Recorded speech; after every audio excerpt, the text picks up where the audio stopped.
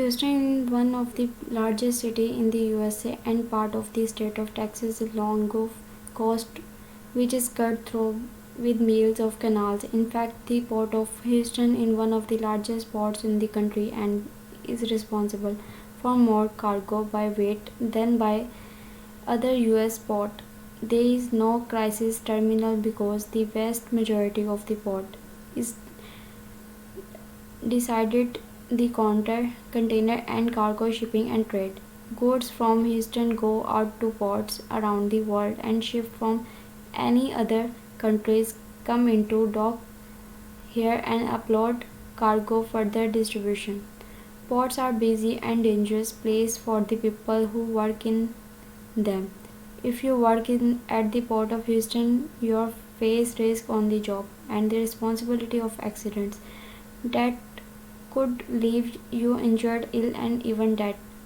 If you are facing these kinds of on the job risk, you need to know that federal maritime laws are in place to ensure you get the money you need to get back on your feet after an accident. To help you navigate the system of laws depends on Houston maritime lawyers.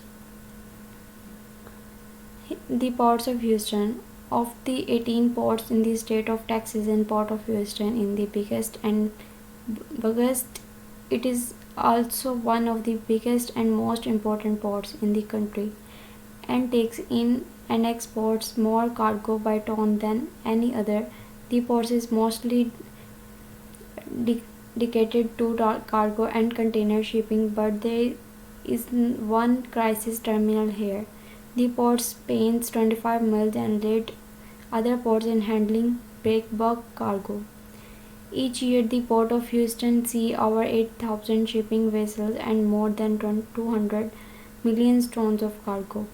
In addition to public shipping terminals, there are 150 different private companies operating in the port, and it contributes to over 1 million jobs in the state.